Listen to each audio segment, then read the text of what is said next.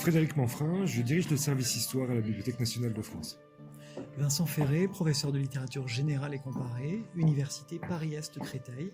Par ailleurs, je travaille sur Tolkien depuis le milieu des années 90.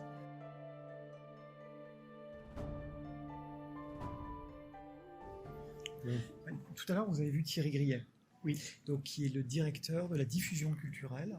Et il y a 15 ans, il a organisé ici une exposition autour des œuvres d'Alan Lee et de John Howe. Et à l'époque, déjà, il y avait des panneaux de présentation de l'univers de Tolkien.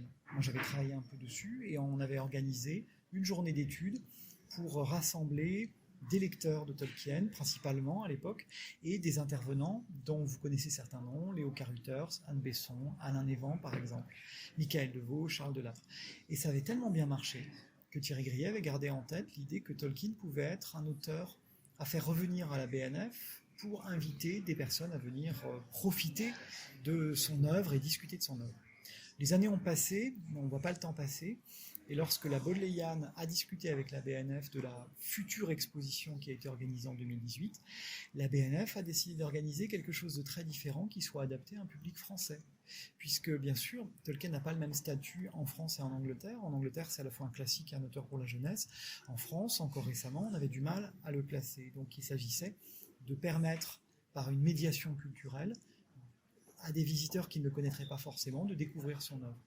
4 fois plus d'espace qu'à la Bodleian, des œuvres venues des États-Unis en beaucoup plus grand nombre, plus toutes les œuvres de contextualisation dont l'équipe de la BNF pourra parler mieux que moi. Enfin, toute l'équipe a travaillé dessus.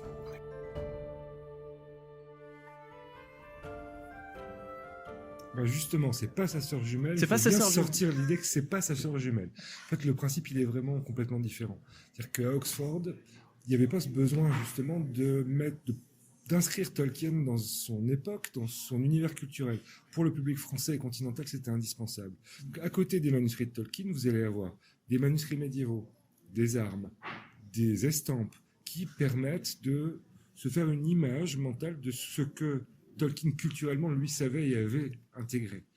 Typiquement la peinture pré-raphaélite aussi, les grands illustrateurs de contes, que ce soit Arthur Rackham, Edmond Dulac, tout ce qu'il a baigné quand il était jeune. En fait, le public français, il a besoin de le voir, de l'appréhender pour mieux comprendre comment Tolkien, en quoi Tolkien est très original par rapport à ses prédécesseurs, mais aussi dans quoi il a grandi, comment il a construit en fait sa culture. Et puis le fait que la BNF ait décidé de consacrer 1000 mètres carrés a permis de faire des rapprochements de différents états de ces œuvres qui n'avaient pas été faits à la Bodleian. Par exemple, le livre de Mazarboul, c'est émouvant pour tout le monde d'avoir côte à côte les versions conservées à la Bodleian, les versions conservées à la Marquette, la version finale. On voit le processus créatif d'une manière inédite pour nous. Et on voit vraiment les originaux, alors qu'on connaissait quelques illustrations reproduites dans différentes publications. Donc le choix est complètement différent.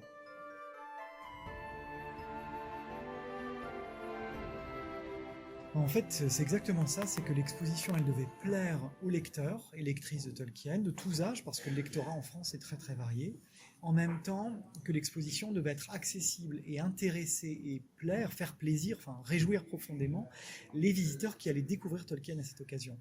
Et si vous regardez bien comment sont construites les salles, il y a toujours des pièces qui attirent le regard, attirent l'attention, et puis des pièces qui ont l'air peut-être plus modestes, mais qui sont des trésors pour les amateurs de Tolkien.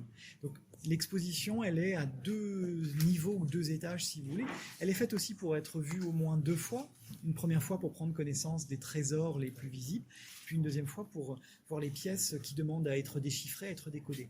En tout cas, en allant travailler à la Bodleian plusieurs fois et en allant faire un séjour aux États-Unis, quand je suis revenu et que j'ai soumis à toute l'équipe, et ça a été un choix collectif, les pièces, les archives Tolkien qui sont venues, l'idée était de parvenir à un équilibre entre l'illustration des œuvres les plus connues évidemment, et puis la découverte d'œuvres qu'on connaît moins ou qu'on sous-estime. Et moi le premier, Monsieur Merveille, Mr. Bliss par exemple, ça n'est pas une œuvre à laquelle j'ai pensé en priorité. Mais voir les originaux à la Marquette, grâce au travail avec Bill Fliss, qui est l'homologue de Kathleen McElwain à la Bodleian, ça m'a donné l'idée que, évidemment, un public extrêmement large pouvait être intéressé par Tolkien. Pour compléter un petit peu, il était aussi important pour nous justement que le public ne connaît pas forcément bien, ou s'il connaît Le Hobbit et Le Seigneur des Anneaux, repartent en disant « Ah, il était professeur à Oxford, il a fait des éditions critiques de textes médiévaux. C'est un papa qui a fait des histoires pour ses enfants. Il avait tout un légendarium qu'il a constitué, sur lequel il a travaillé toute sa vie. Toutes ces choses que le public ne connaît pas forcément en France, ou pas bien, il fallait, pour nous, quand on sortant de l'exposition, certes, le point d'accroche, c'est le Hobbit et le Seigneur des Anneaux, le voyage en terre du milieu, mais dans la deuxième partie de l'exposition, il peut voir la chute d'Arthur, Sigurd et Gudrun, tout plein d'autres textes que Tolkien a produits, que les Français connaissent moins, en disant, mais cet homme, il a touché à des tas de genres différents, il a écrit des tas de choses très très différentes, c'est beaucoup plus riche que l'image qu'on en avait avant.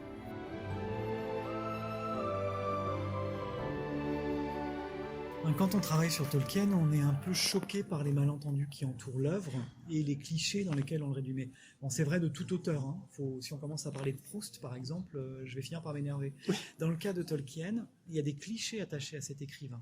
Le premier cliché, c'est que ce serait un auteur réservé aux fans de fantasy.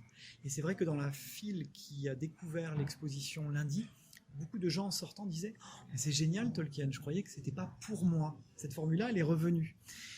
Ça fait mal au cœur de se dire que des visiteurs se sont privés de Tolkien pendant si longtemps et on avait envie de leur montrer que Tolkien, son œuvre est tellement diverse que Tolkien est fait pour tout le monde si on découvre tel ou tel aspect de l'œuvre. Donc il y a beaucoup de malentendus ou de clichés associés à un écrivain qui est anglais, dont l'univers et le système de pensée sont différents des nôtres, qui est né à la fin du 19e siècle. Son attachement à la nature, par exemple, a pendant quelque temps été vu en France comme le signe qu'il était ancré dans le passé, voire réactionnaire. Moi, c'est une entrée que j'avais choisie dans le dictionnaire Tolkien. Tolkien est-il réactionnaire? Parce qu'il faut prendre le taureau par les cornes. Il faut savoir quand même qu'en France, il y a une vingtaine d'années, ces prénoms dans le Robert II étaient erronés. On lisait John Reginald Tolkien. Enfin, Royal Tolkien. J'avais écrit aux éditions Le Robert pour dire, vous vous trompez. C'est pas Réginald, son deuxième prénom. On partait de là quand même. Donc, bon, ça reste entre nous. Mais, donc, il y avait pas mal de clichés et qui font que certains lecteurs se détournent de l'œuvre de Tolkien alors qu'ils peuvent y trouver un plaisir profond. On voit bien l'émotion parmi les visiteurs. Il s'agit d'émotion et personne ne devrait être privé de cet accès-là. Sur le choix des panneaux, pour nous, c'était important aussi pour le public qui ne connaît pas du tout. C'est-à-dire que dans le parcours, il a un découpage qui est à la fois chronologique et géographique. On suit les personnages dans le Seigneur des Anneaux, mais c'est aussi pour nous l'occasion à chaque fois de développer un concept, une thématique, une idée, pour qu'arriver à la fin de leur parcours en Terre du Milieu, il y ait déjà une vision plus globale de la manière dont Tolkien a conçu son univers, les grandes thématiques qu'il aborde, les grandes questions qui sont soulevées par les textes, parce que c'est assez difficile à montrer visuellement, question du pouvoir à la place des femmes par des objets, c'est impossible. Donc on a choisi le texte comme médiation pour justement aborder ces thèmes, que le public trouve des repères qui sont pour le coup difficiles à montrer visuellement.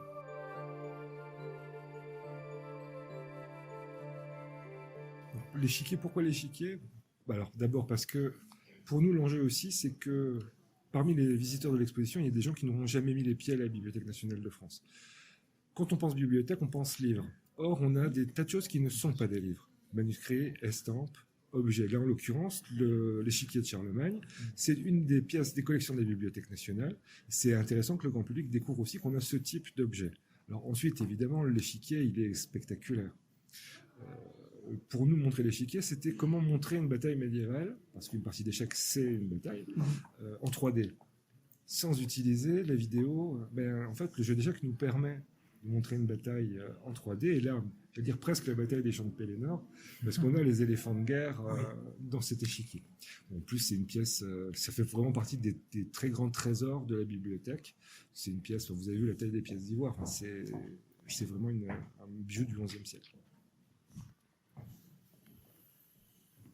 C'est compliqué, mais je pense aux pièces qui viennent de collections particulières, parce qu'on sait j'arrivais pas, je suis trop ému. On va jamais les revoir ces pièces. Donc je pense à elle et en particulier The Tale of Years qui est là-bas. Elle a été placée à l'entrée, ça n'est pas un hasard. C'est l'origine du monde et c'est pour nous l'origine absolue aussi de l'exposition.